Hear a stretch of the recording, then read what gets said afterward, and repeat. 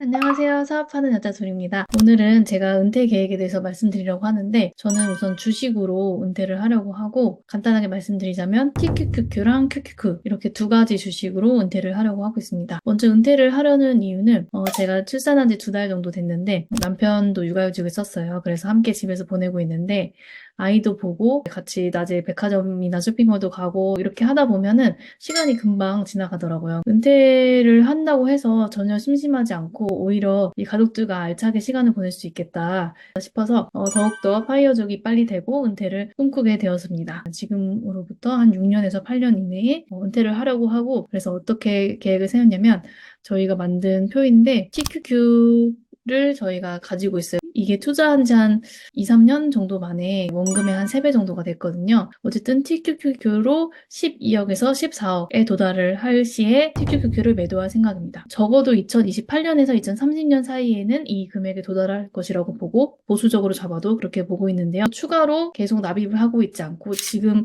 3억 정도 들어가 있는 거를 계속 그냥 가지고 갈 생각입니다. 그리고 이제 QQQ 같은 경우는 저희가 매달 소득에서 생활비 제외하고 남은 금액을 다 QQQ에 넣는 걸 목표로 하고 있고요. 그래서 한 달에 700만 원씩 넣고 있어요. 그래서 1년에 8,400만 원이 들어가게 되는데, 이게 표가 무슨 의미냐면 저희가 처음에 목표로 잡았던 건데 2024년에 2억을 QQQ에 넣으면 1년에 QQQ가 평균적으로 20% 상승을 합니다. 그래서 그 기준으로 봤을 때 2억 4천이 되고, 이거에 1.2로 곱해서 2억 8,800이 되겠죠. 이런 식으로 1.2씩 곱하도록 했어요. 그러면 처음에 넣은 2억은 9,720만 원이 되죠. 그리고 2025년에도 또 저희가 한 달에 700만 원씩 1년에 한 8,400 정도 목표로 넣는 걸 하고 있기 때문에 8,400을 넣게 될 것이고, 이것이 또 1.2배씩 되겠죠. 그래서 2억 902만 원이 되겠죠. 자, 이런 식으로 해서 매년 8,400만 원씩 새로 이렇게 넣는다고 가정을 했을 때 이 복리로 쌓인 금액이 쌓이면 총 14억 3천만 원 정도가 되게 됩니다. 그래서 물론 AI 시대라서 더 빠르게 성장할 가능성도 저희는 있다고 좀 긍정적으로 생각을 하고 있고, 여기에 추가로 돈을 넣지 않고 보수적으로 잡아도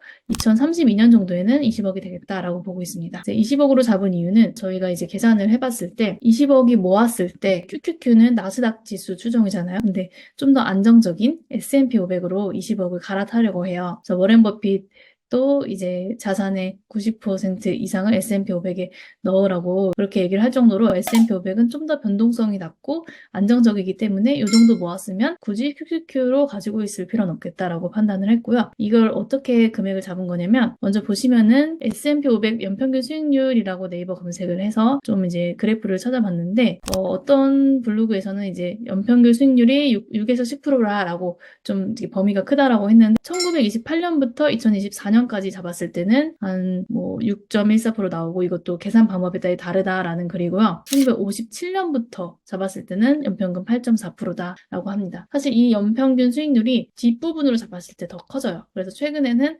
S&P 500 수익률이 10%대라고도 많이 알고 계시고, 또 특히 올해는 많이 올라서 20%대죠. 근데 이제 이거를 어쨌든 좀 보수적으로, 매우 보수적으로 잡아서 6%라고 계산을 해봤습니다.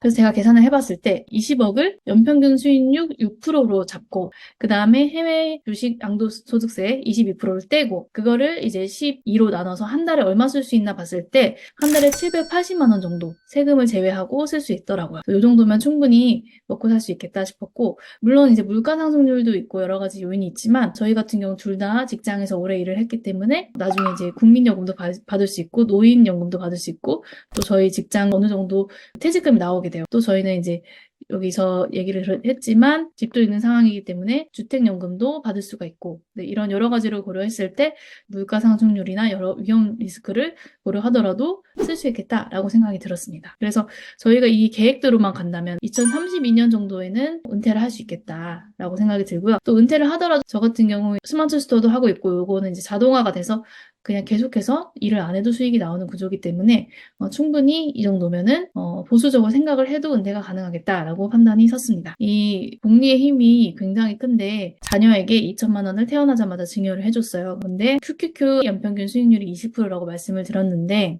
연평균 20% 복리로 10년 뒤면 원금의 무려 6배가 됩니다. 그러면은 저희 자녀가 이제 2천만 원 저희가 증여를 해줬는데 그걸 이제 주식을 사줬는데 20년 후에는 복리 수익이 있으니까 6배 곱하기 6배에서 36배가 되고 또 거기에 6배를 곱하면 180배 이상이 되겠죠? 원금이 2천만 원인데 나중에는 어떻게 40억이 되는 건가요? 네, 그 정도로 이렇게 주식의 복리의 힘이 무섭습니다. 자녀에게 어쨌든 2천만 원 정도를 QQQ랑 TQQQ를 분배해서 사줬고요. 사실 10살 이후에 또 2천만 원 증여세 없이 줄 수 있어서 줄 생각이거든요. 그렇게 해서 자녀 계좌에 주식으로 사주고 또 20년, 30년 뒤에 팔게 하기만 하더라도 최소 정말 보수적으로 잡아도 10억 이상이 될 것이기 때문에 자녀에 대한 부분은 고려를 하지 않았습니다. 저희 원래 2024년 목표는 QQ 가격 기준으로 2억이었는데 이미 3억을 넘었거든요. 어떻게 보면 2025년 목표에 거의 도달을 했어요. 큰 하락장이나 어려움이 없다면 가능할 것이라고 보고 심지어 한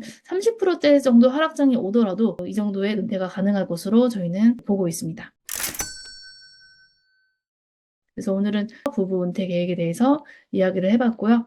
궁금한 점이 있으시면 댓글로 남겨주시면 친절하게 응답해드리도록 하겠습니다.